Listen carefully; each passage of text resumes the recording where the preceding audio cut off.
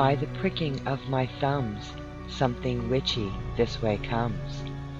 Ill winds mark its fearsome flight, and autumn branches creak with fright. The landscape turns to ashen crumbs when something witchy this way comes. Crystal water turns to dark where'er its presence leave its mark, and boiling currents pound like drums when something witchy this way comes. A presence dark invades the fair and gives the horses ample scare, for chaos reigns and panic numbs when something witchy this way comes. Good evening and welcome to Something Witchy, playing here live for you on PBNR Radio. This is Onyx Moon, your host, and I'm really happy that you could join me again tonight. I'm hoping we're going to have lots of fun. I brought my guest over from my other show that was on Saturday to this show because we had some interesting conversations. So I would like to introduce you to Lady Kimberly Spice, and we're going to talk about some fun stuff tonight. Hi, Kim. How are you? Good evening, Onyx. I am very good and enjoying the sunshine we're having up here. I feel sorry for the people that are getting snowed and rained on in your neck of the woods. Yeah, it's like that all the time. I'm starting to wonder if the poor folks in Austin need an ark. Oh, I know. I've got friends over in Texas way, and it's a scary thing, and I just keep wishing the best for everybody. Well, let's keep that thought and intent in mind as we continue this evening. Yep. We were going to start off with thought, form, and intent, but before we get started, a little bit of background about myself. Please. I was born into a pagan family. I was raised pagan, dabbled in a lot of different paths, Christian, non-Christian, Abrahamic, non-Abrahamic, came back to the pagan path, and thus I find myself here. Well, I've been teaching this for a number of years, and what most people tend to forget is the thought and the emotion that powers the thoughts that we have, which actually shape our intent, is what drives any kind of magical working. Doesn't seem to matter what path it is. It's the energy that drives the planet. It's the energy that drives human life, animals, everything. It's source energy. It's neither good nor bad. It's how it's used. Absolutely, and that is true. That's something a lot of people don't understand. That it's everything is energy. Everything is made up of energy and a few other elements as well. But it's not, it's like the thing about dark witchcraft and light witchcraft or magic or whatever. It's because it's not the energy that's being used that is either dark or light. It is the intent and the what you put behind it is what actually makes the difference. And sometimes even just putting random energy, massive amounts of energy out into the atmosphere will create stuff that happens around you. Yep. Without even trying to. And that's where most people, if I've come across a number of students, if they're really down in the dumps, the weather goes absolutely wet, miserable, windy. Right. I've got one gentleman that creates massive windstorms. Oh, wow. Without even realizing that that's the kind of energy he's putting out without any kind of intent, but because that thought form is there and he's so disturbed because his element is air, that element around him becomes automatically disturbed. You'll find that with anyone who's capable of using weather magic. Oh, yeah. That's true. Found that out. I found that out myself the hard way. Being a kid, I developed something called telekinesis. Unfortunately, if I get really upset, glass starts to shatter. Yeah, it's the vibration that comes out, and actually my partner, the Reverend, can attest to that. He's seen it. I have seen her do that. I've walked past banks of light bulbs, and they've exploded one after the other, after the other, after the other. I think I was like 10 or 11. Yeah, no, that's some power there, buddy. No, I noticed that mine does, depending on my mood, um, it affects the weather. I would absolutely say that mine is a weather affector, but I haven't really paid much attention to it um, for a lot of reasons because I try not to put any thought into that to do anything because I don't like messing with Mother Nature, so I'd rather let her do her thing. Well, I've often found people who are aware that that tends to happen around them when they do notice that if their emotions are affecting the weather will often die down because they're aware and have more of a clamp on it. Right, right, yes, yes. It's sometimes I like to call this the internal imp. It runs amok. It comes down to your intention, your motivation, and your perception. Are you seeing what you're really seeing? Oh, yes, please let's talk about this lovely imp because that is such I a great thing. Well, for those of you who aren't actually familiar with the wee folk or the fey creature, they originated in Germanic folklore. It's a type of lesser goblin. They're often mischievous rather than evil or harmful. In Germanic legend, they were not necessarily evil, but in some regions, they were also portrayed as attendants of the gods. They're shown as often small and very not very attractive creatures, and they're often wild and uncontrollable, much the same as fairies. In some cultures, they're considered the same beings, sharing both the same sense of free spirit and enjoyment of all things fun. It was only later through history that people began to associate fairies and being with good, and the imps with being malicious and evil. However, both creatures are fond of pranks and misleading people. Most of the time, the pranks are harmless fun, but some could be upsetting and harmful. You'll find that with the internal imp that we all have. Some of us refer to a devil on one shoulder, an angel on the other. Right. You know you're in trouble if they start agreeing with one another. Yeah. Yes, I think that would be a sign. And That's again, this comes down to what actually drives us. What is it we really want? I mean, it's possible to do the right thing for the wrong reason. It's possible to do the wrong thing for the right reason. Neither one of those magical acts won't necessarily bring the fruit that you're looking for. It will often manifest itself in a way that's completely unexpected. yes, the surprise factor. Sorry, that's if it works at all. Right. Second key, really key thing when it comes to a magical working is motivation. What's really driving it? And between you, me, and the ladies and gentlemen listening, I'm going to be absolutely honest with you.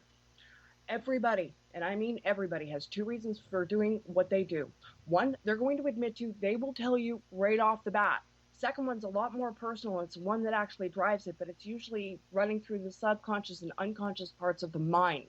And that comes down to the programming that we receive as kids, that we have instilled in us as teenagers, and reinforce in ourselves through our teens and into our later years. What kind of habits do we pick up from those around us when we're young? Do we have our own way of viewing things, or is it slightly skewed by what we've been taught? And that's a very good point. I really think that as children, as I want to say even from infants on, because I know some people that actually do remember, when they were an infant. Some people have that kind of memory, but there's everybody. There's so much more open. I think they're so much more connected with either a previous life or at least a previous cognation of some sort. So they're a little bit more aware of things that are around them and maybe the spirits and the fae and the elemental. I think they're much more in tune to that.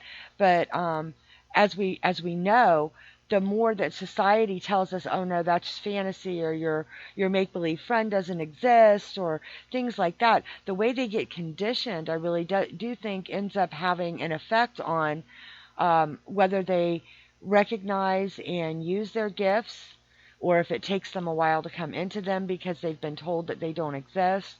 There are some children that get it and they stick with it because I think they're just maybe a stronger spirit to begin with, and they're like, yeah, okay, well, you can think what you want, but I know what I know. Um, so yeah, it makes a big difference if, depending on how society has determined to make them not believe. Well, I see it in my clients and my students that have grown up in non-believer households, or as I like to call them, normals. Yep.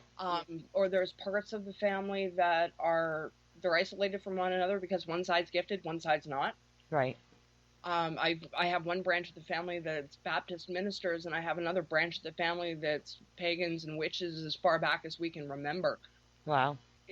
So it makes for a rather interesting mix. Yeah, that would be a heck of a family reunion. Woohoo! Yeah, there's a reason we have two different family reunions on two different sides of the actual border. Oh, that's great. We have the one for the normals and the one for everybody else. Yes. Yeah. Or as we like to call them, the cool people. The cool people. Yeah. Exactly. The And yeah. everything that drives us emotional has a good and a bad side. I mean, take for instance some of the seven deadly sins. Greed, it's great. You can use it to drive you to better yourself because you want more than what you currently have, but that can be real easy to take too far. Right. It depends on the perception of not only the person that's doing the working, but also the perception of the people around them. Because it's really easy to lose your mind when you're really ticked off, when you probably shouldn't go that drastic and use a howitzer to swat a fly. Right. Yeah. Absolutely. Yes. I totally understand what you're saying there. Because for every energy working, good or bad, there's always a price to pay. Sooner or later, you've got to pay the piper. Right. And often I find people, especially and I hate to say this, but some of the darker practitioners and some of the more negative based practitioners Uh-huh. who are just, and I don't get me wrong, I'm not calling down dark practitioners. I'm one myself. I'm very gray. But you see the ones that tend to take magic and use it for their own purpose, Right. for their own personal gain, which most people from the Wiccans, most pagans I know, absolutely will tell you 100% that's a no-no. But you find the ones that do it anyway, and it tends to run away with them.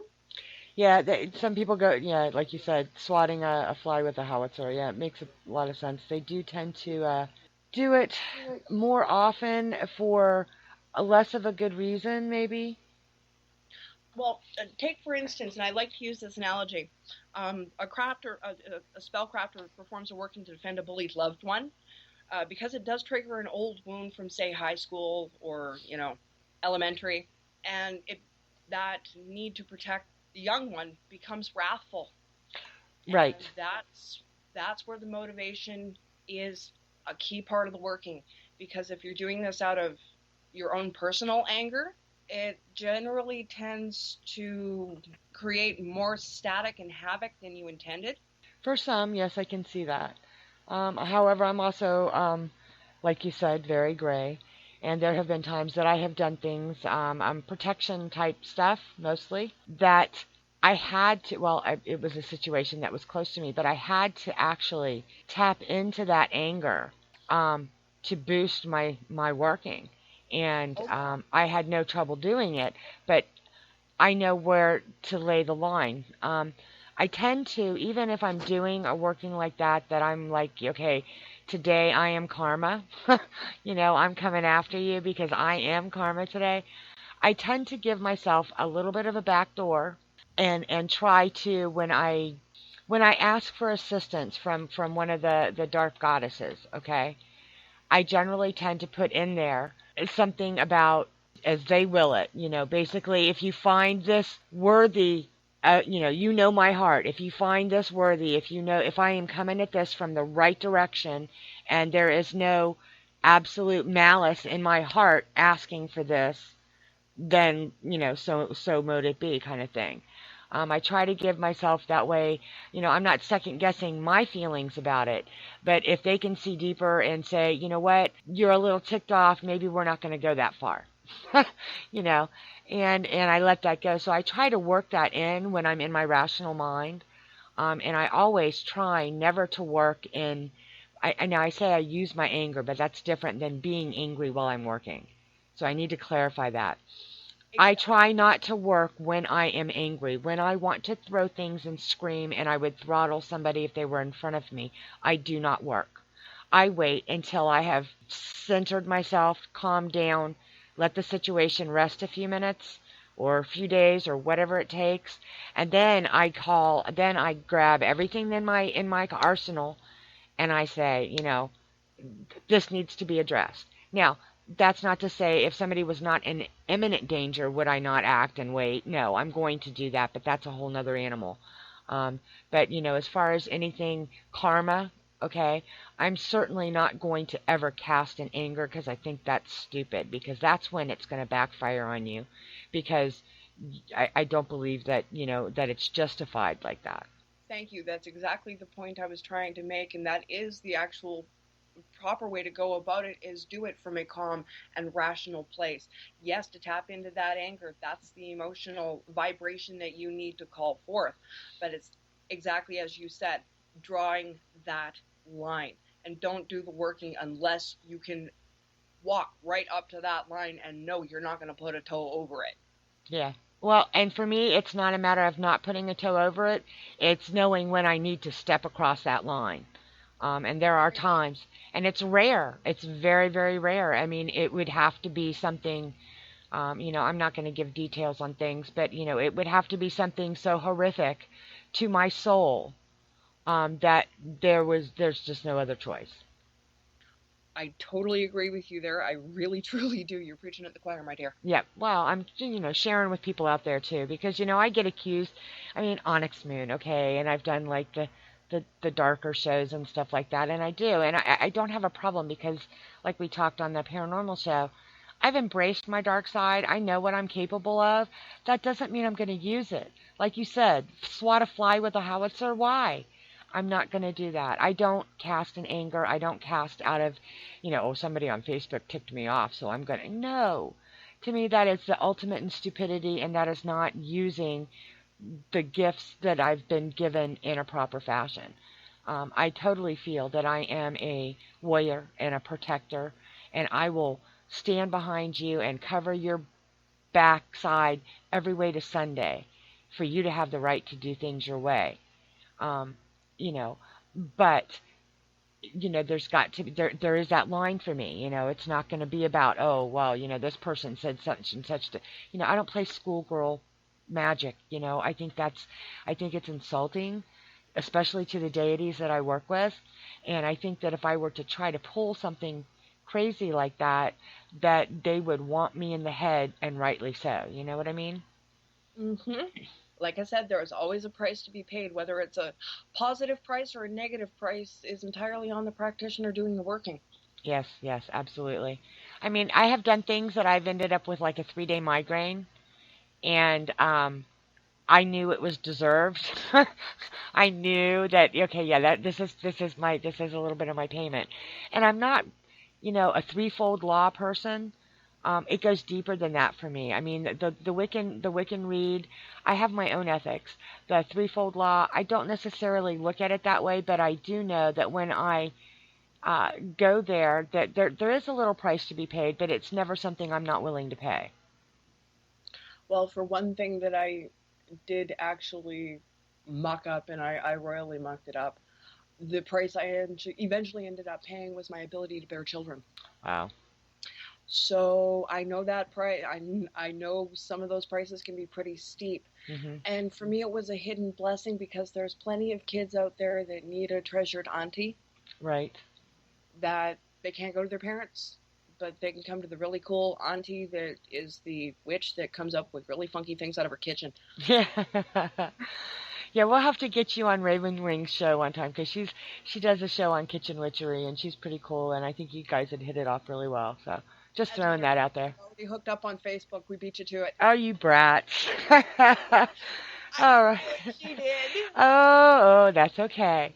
That's okay. She's like another half of me, so it's all good. I love Raven Oh Wings to yeah, death. she's a fabulous lady. She is. She is.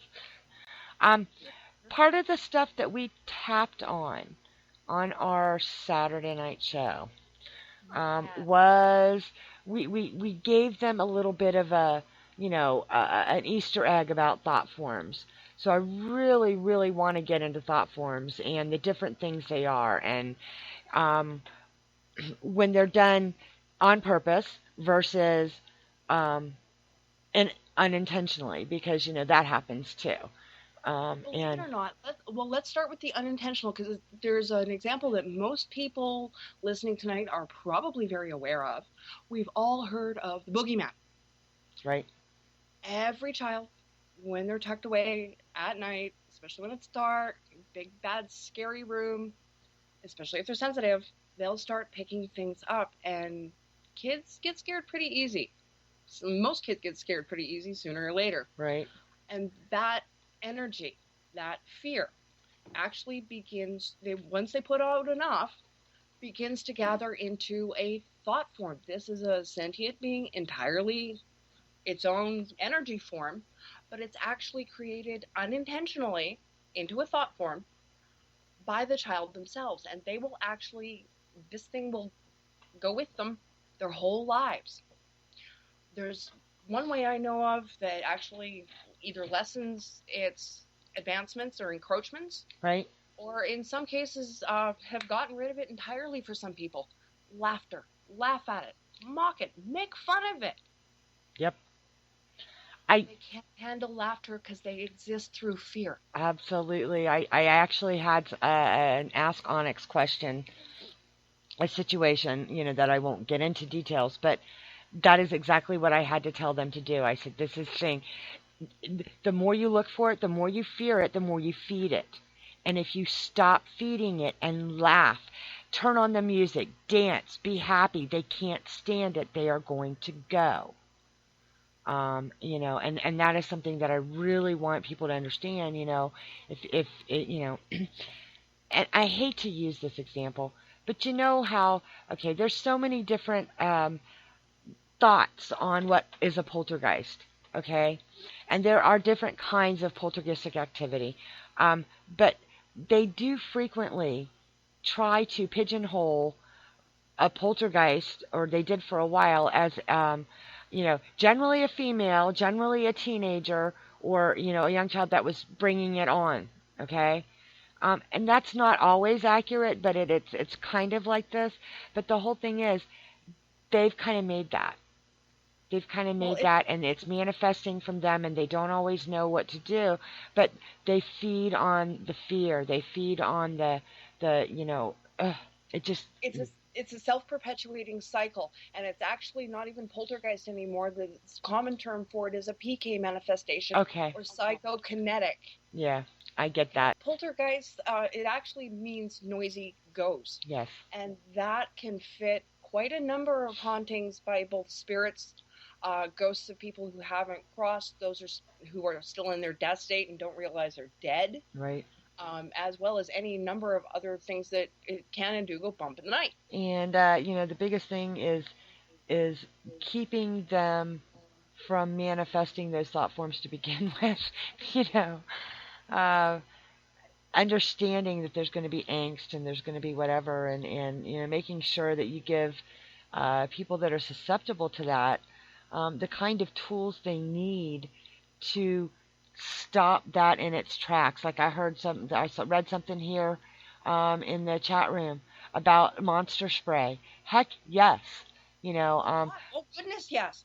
As a matter of fact, I used to keep a paper bag and monster spray Yep, in my babysitting kit when I was a kid, because absolutely. the monster spray it keeps them from coming back, and I could catch the monster, make a whole bunch of noise, wrap it up in the bag, fold the bag top, and go trotting out the door and tuck them in. Right. Yeah. Well, plus the fact that I found that, because I mean, I've run across it in a couple of cases where the children were so, how do I put this, psychically gifted, that even if it wasn't something that they manifested, okay, other than being like a prime target, because there's some kids that are just, they They're attract them, okay, and then there's right. some, and some attract them, and some just, notice them, okay, but if you empower that child to say, you can't be here. This is going to make you go away. I'm really good. I'm very much an advocate of stuff like that. I don't look at it as a placebo. People say, oh, well, that's just this and that and the other thing. Well, no, it depends on what you're putting in it and the herbs and stuff. Can you really be, you do stuff that is banishing. You do stuff that is calming. You do whatever. There's a couple of good mixes for that. But also a stone or a talisman or something to give them. To be able to hold on to, and so they can build their confidence and manifest the strength to say, you do not bother me, ha ha, you're funny. I mean, giving them that ability to have that strength to do it themselves and empowering them at a young age gives them such a benefit as they get older. Oh, very much so. And I mean, I see that with some of my clients that did not grow up in magic homes. Right. Uh, it, it's, oh, how do I put this? It's very markedly different. And with more and more crystal, indigo, rainbow, Mm. star seed children being born, we're seeing more and more kids with these gifts.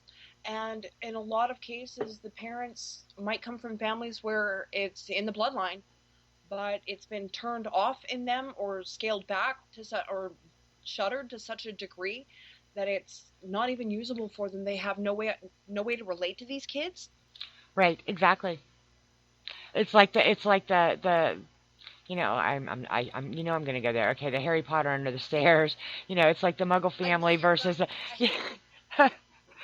Yeah, I have to do that kind of thing every now and then. But I mean, that's to me what it was. It was like total denial of the parents, and that's not good for a child that's gifted because you can't, you just can't do that.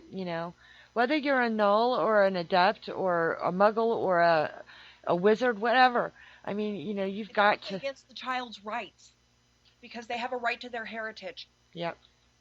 Yeah, I agree, but I also think that they have a right to be believed, whether a person doesn't want to or not. I mean, you make your choices, but I don't know. Anyway, that could get me on a whole nother rant. So, at any rate, now it is Sorry time. about the soapbox.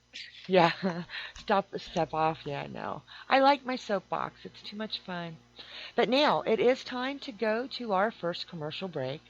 So, you are listening to Something Witchy with guest Lady Spice talking about thought forms and other crazy stuff. So, stick around and we'll be back with you in just a minute. Since 2014, the Pagan Business Network has been building resources by bringing together pagan-owned and pagan-friendly businesses. With multiple resources available, it doesn't matter if you're an artisan, musician, vendor, author, publishing company, blogger, podcaster, event planner, or any other organization. We have the resources here to help you succeed. Becoming a member is easy and affordable, even for the smallest of budgets. With your membership, you will get Business Spotlight, which is an article written in an interview style, complete with details and photos. Social media sharing through the Pagan Business Network. A blog roll. A membership card for discounts at participating businesses. You'll also get discounts on tickets to all Pagan Business Network events and so much more. You can check us out at paganbusinessnetwork.com for more information.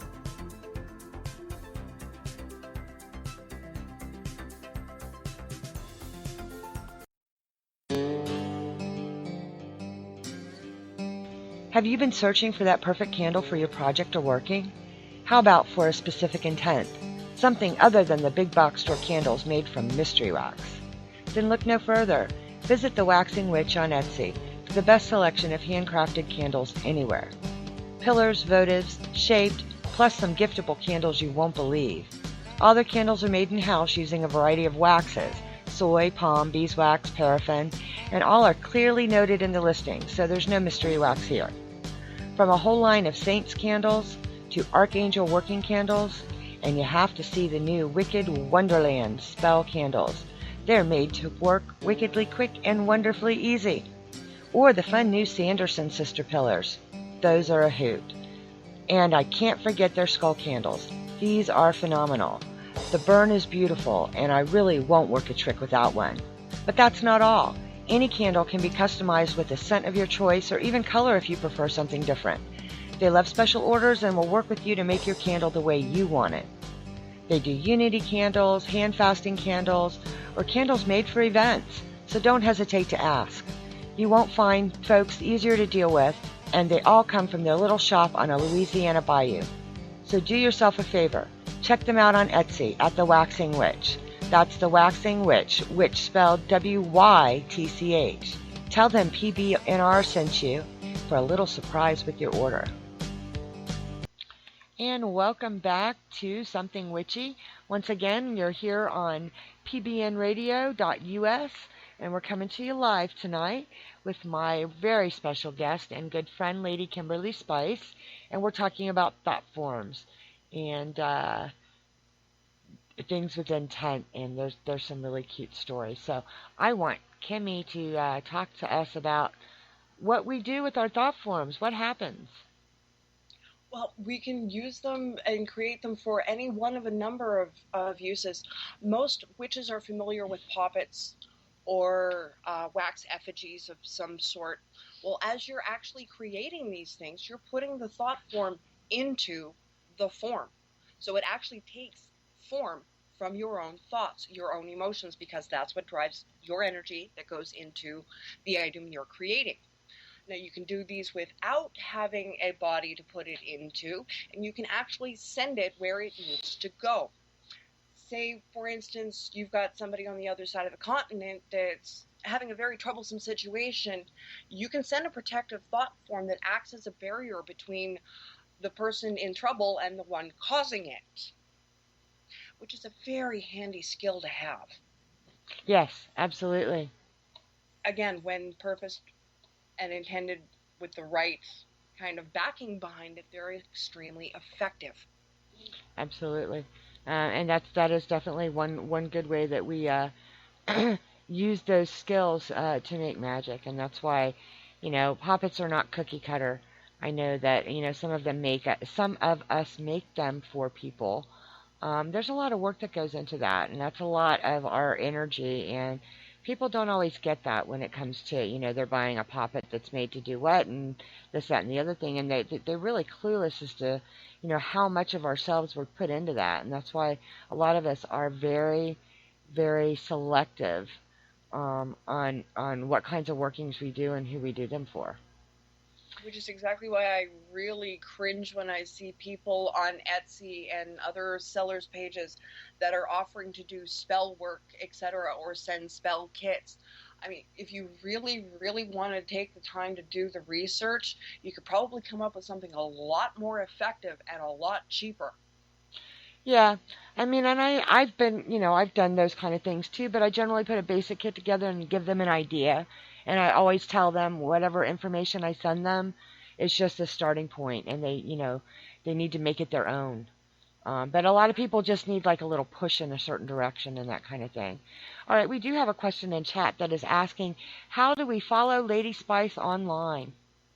You can find me on Facebook under Kimberly Spice, Kimberley, Spice, just like it is in sugar and spice. That's where you can follow me. I haven't got my Twitter account activated yet. I know, I'm behind the times. Yeah, Oh, hey, I've got Skype running. I'm doing good. that is wonderful. We love Skype. That's good. Yeah, definitely come find me on Facebook. Hit me up, send me a friend request. So that way, okay, I typed your name out in chat, so people in chat can try to find and follow you. I didn't even type it right. Hold on. What? Did I not spell it right? No, you didn't. Yeah, you're right. Ley. Duh. Sorry, folks. I'm a little dyslexic tonight. That was too cute. Raven Wings got it on there. Thank you. Okay. Yeah, we're a little crazy. This is live radio, folks. Just a reminder. So we're gonna have a little bit of fun sometimes. Okay. Now you were telling me a story during break about what happens with some, kind of intentionally unintentional.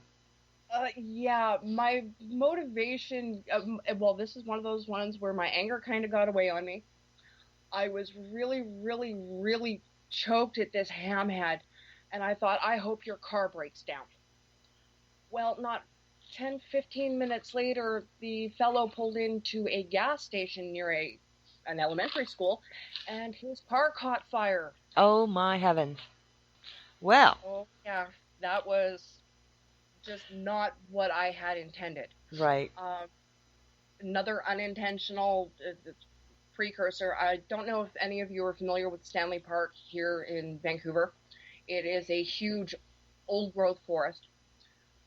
I was really choked at my now ex-husband, and when I get really upset, like I said, glass will start to rattle, and if I don't start blowing off energy, something will smash. Hey. There's just no two ways around that. I know this is coming. I know to watch for this. So I went out on my balcony, and it was already a kind of a wet and stormy, Pacific Northwest kind of night. And it was right around New Year's, somewhere in there. So it was wet and just miserable. So I started blowing off all of this energy into the atmosphere. And it created hurricane gale force winds that actually destroyed part of the Stanley Park seawall and took out several acres of old growth forest. Oops. Yikes. Yeah, this Yeah. is what happens when things get away on me. Sadly, it was really, really hard to get a handle on some of this, and some of it I didn't actually get a grasp on until my early to mid 30s. I mean, they say you don't get brains before you're 30. At least my mother told me that, and I'm starting to think the lady was right. Wow.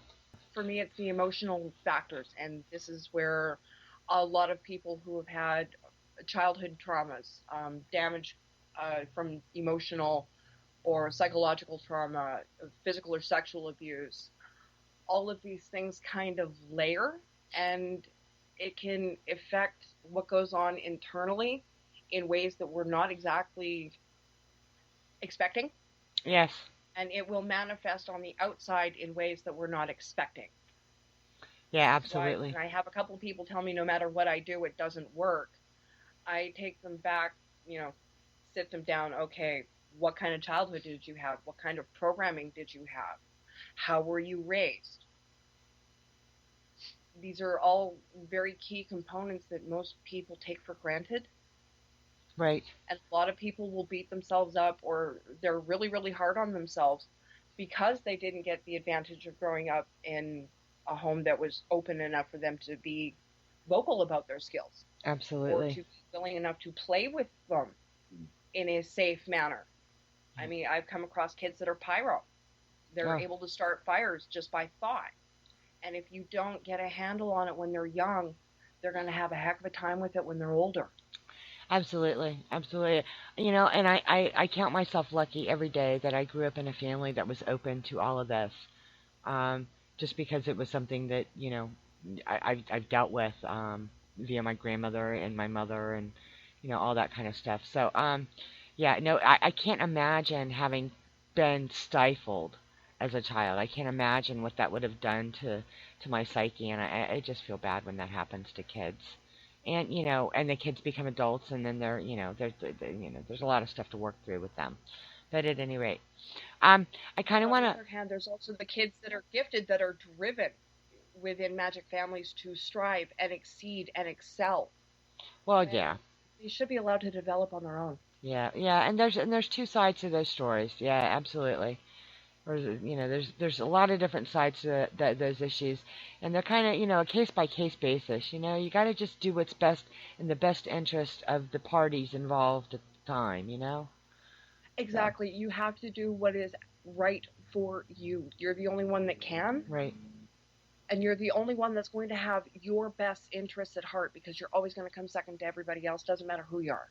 absolutely, yep, and you shouldn't. You need to come first with yourself, and you have to be okay with you before it's easy before you can help other people. So if that's what drives you, you need to embrace yourself first. And that's hard to do. And it's even harder for women because we tend to, because of our mothering instinct, we tend to put ourselves last in everything as we get It's older because because, for anyone that's a natural nurturer, anyone that's an yep, empath, and I've seen many men who have done this too. They've laid it all out on the line for everybody else, and then they're left wondering why they're burnt out. right, right, yeah. That's a whole nother topic, And I mean, burnout pagans. gender magic, yeah, we're hardwired different, but there are some things that are very much alike that we have in common that we tend to forget. Hmm. We see the differences in the plumbing because that's, up front. Well, what is it we actually do have in common? Let's start with humanity. Wow. Yeah, that's a good start. But okay, so I want to talk about um, when we intentionally create thought forms and what we do with them as witches and that kind of thing. Because I want to talk about that a little. Well, like I said, there was the example of, somebody that's in trouble that needs protection. There's what I like to call the avenging thought form. And we don't even always have to specifically put it out or do anything ourselves. We just got to kind of put it out and let universe take care of it. Right. Well, I mean, I do a lot of astral work. I always have. It's just been one of those things that came easy to me, and for I've always had, I want to call it a thought form that I have used as kind of a companion. And I'm not talking about a guide because there's a difference. I'm talking about something like taking my blanket with me when I go astral. But my blanket has been turned into a thought form that presents itself as a very unique looking kind of thing in my mind. So that is the thought form that I have created. And I have that thought form that either goes with me if I'm going astral, especially if I'm going someplace that I think there's problems, kind of like remote viewing.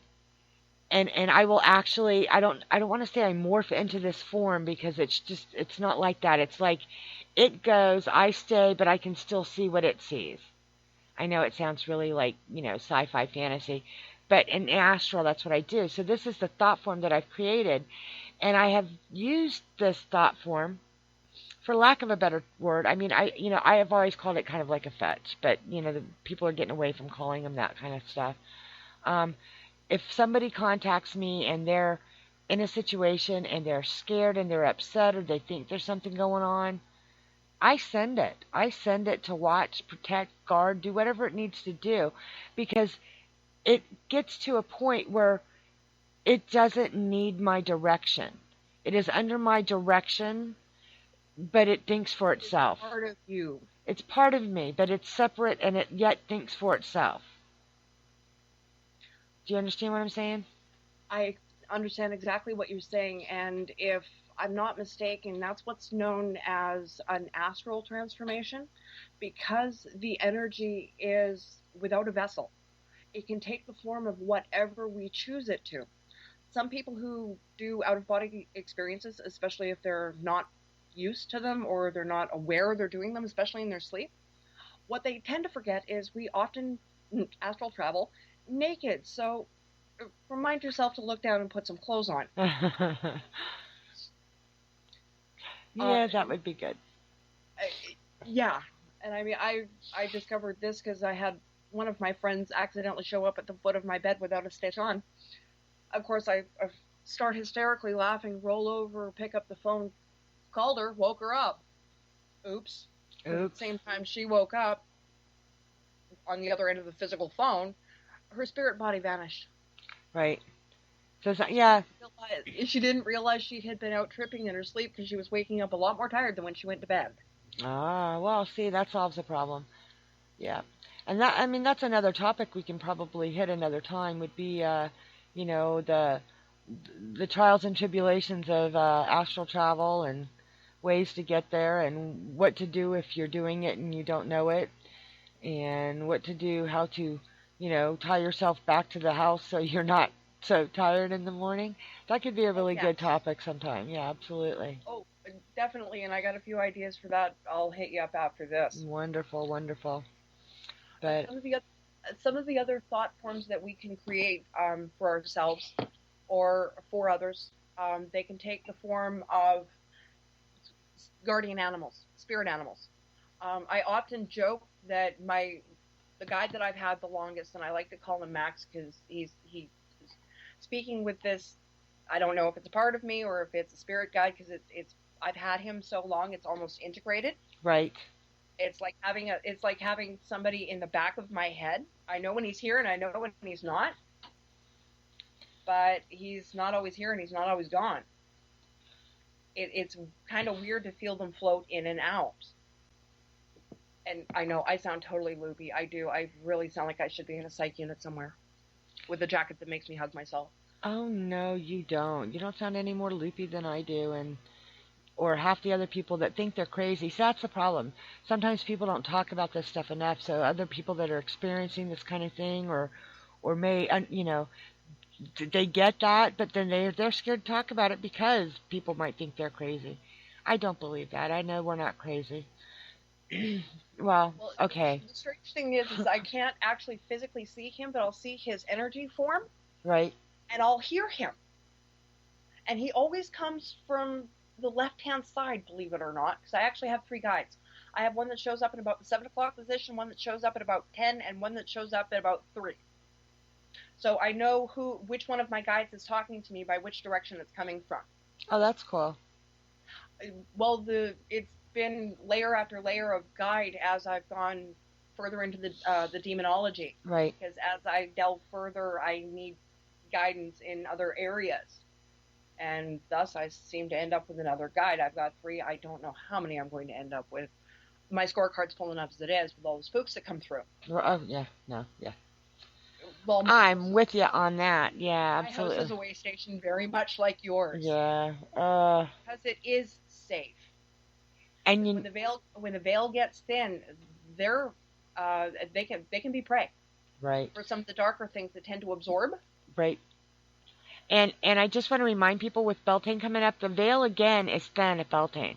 So if you are experiencing little things and stuff going on at this time of year as we approach that, the reason is very similar to Samhain, the veil is thinning.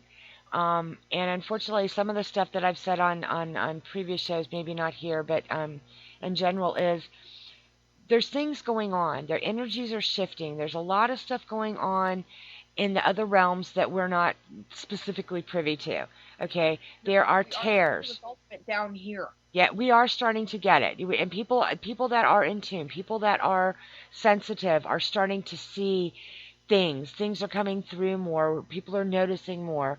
The veil is thinning, but there's also those things that are purposefully tearing holes in it and trying to let things through. I mean, I don't know where a lot of people stand on this kind of thing, but you really got to understand there's a lot of stuff going on. So if you're somewhat sensitive and have been feeling really a little off or a little odd or this or that or the other thing, it's very much likely it's because you're starting to feel these other things coming through, and it's going to get worse before it gets better. And and some of us try to stave it off as much as possible.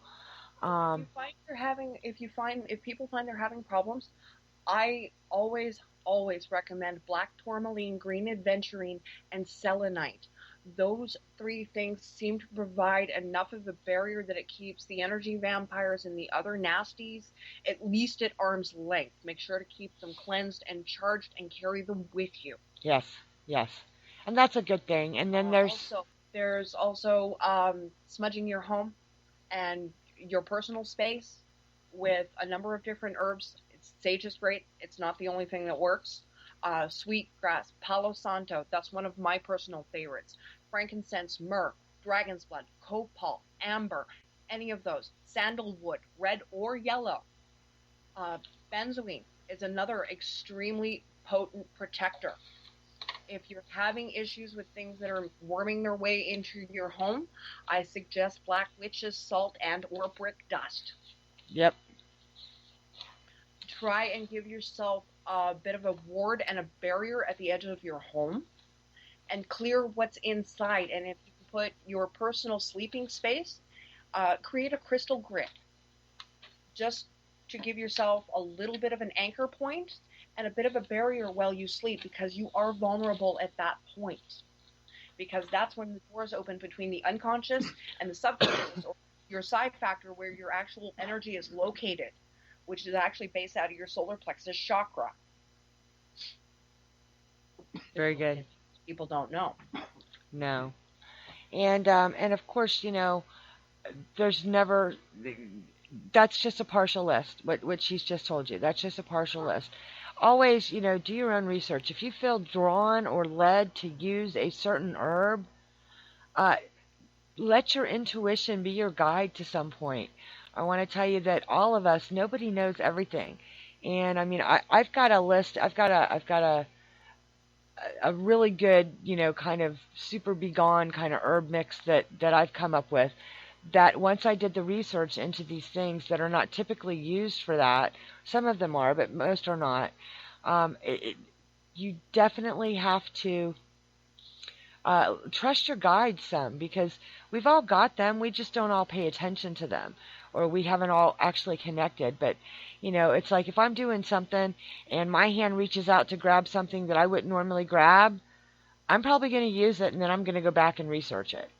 That's So, exactly it. We often forget that we carry forward the past lives knowledge that we have. It's locked away in that solar plexus chakra. right. And when that little voice pops up in the back of your head, says, "Do this, don't do this, use that, don't use that," follow it. Listen, But always listen. do the research and find out why. Because this is how I found out some things are used for banishings that I wasn't expecting, such as lavender or rosemary, two things that I grow in my garden. Very cool. Yeah, and there's a lot of stuff. I mean, like, okay, some of the things to me, I mean, the way I've always done herbs is the names talk to me, and I've said that on some of my herb shows and stuff like that. But like Devil's Claw, Hmm. I use Devil Claw because it is a good protecting and banishing of unwanted entities and energies. Well, this is where things like wolfsbane and monk's hood come in handy because Yes, they are excellent for banishing. exactly. So to put that into a protective mix, I mean, I've got burdock root. Okay, wonderful for cleansing and uncrossing and protection. So if you're doing kind of a stay away from me mix, something like burdock root is just wonderful. It's an addition, and it's not something you're normally going to see. Oh, use this, because people tend to, you know, they buy the book or they go onto the website and they do, and they stop there and they don't dig deeper into what other things these things can be used for. It's kind of like why I like the kitchen witching so much, and with Raven Wings and with you, and sort of with me, because there's so many even just kitchen herbs that have are so much deeper than the surface will give you. So dig deeper. Dig deeper when you're researching things. I always want people to do their own research. That's why, when I do the spell kits and stuff, it's really basic. Unless I'm putting together something specific for somebody. And then I give them the ingredients and I give them a nudge, but I tell them it's got to come from you. It's got to come from you. I can give you an example, but if you follow that, it's not going to work like it would work if I did it because it's mine. You have to rework that and make it yours, and Exactly, because it's your energy that drives it, not the person that gave you the spell. And this is what we tend to forget: is we need to put our own thought form, our own intent into our working. Doesn't matter where the basis for it comes from. absolutely, absolutely. And then yes, Terry says, and folk magic is locally based. If you can't find some herb that's in a book, look locally for something that does the same function. Exactly. You can do so much with any spell because there's always something that you can swap, or usually 9 times out of 10, you can swap an ingredient out. Yes. I have come across very, very few spells in my time, and I've probably seen Yeah. thousands of them. Hmm. I have seen very, very few that actually. Oh, menopause moment gone. That's okay. Yeah, no, hot flash, and all of a sudden, brain just kind of went. I love this. I was looking forward to this, but not so much now. Yeah, no, because sometimes it does. It just Very few poof. ingredients that actually have to be what they call for. Right. You can usually swap it out. I found most crystals can be traded out. Most herbs can be traded out. There are some basic ingredients that can be traded out.